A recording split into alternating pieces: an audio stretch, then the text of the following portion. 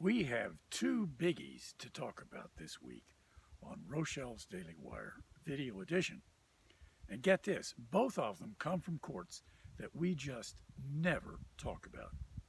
The first is from the U.S. Court of Claims in Washington. That is the court in which some very creative lawyers filed a class action case contending that the increase in U.S. trustee fees that began in 2018 was unconstitutional because they were not uniform throughout the country and therefore violated the uniformity clause of the bankruptcy clause of the Constitution. The Court of Claims essentially poured out that complaint, dismissed it, and relied on a decision in November, early November, from the Fifth Circuit, which did pretty much the same thing and held that there was no constitutional violation.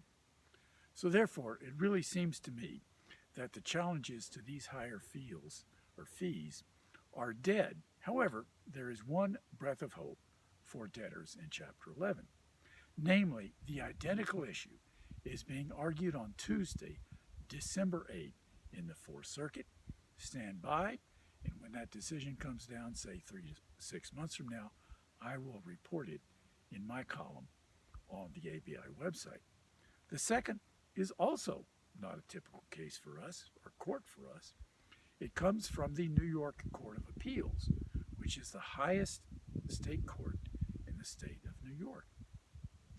In a 4-3 decision, the New York Court of Appeals held that bankruptcy does not, and I repeat, not, preempt a claim for tortious interference of contract.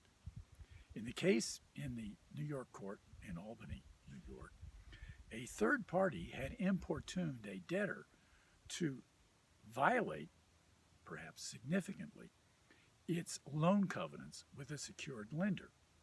And the New York Court of Appeals held that there being no preemption, that lender was entitled to sue that third party in state court for tortious interference of contract.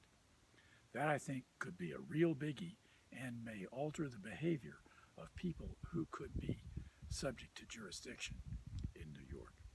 I am Bill Rochelle, the editor-at-large for American Bankruptcy Institute. I will return same time next week with something important in the area of bankruptcy. Until then, be well, stay home, stay safe. We'll see you next week. Good day.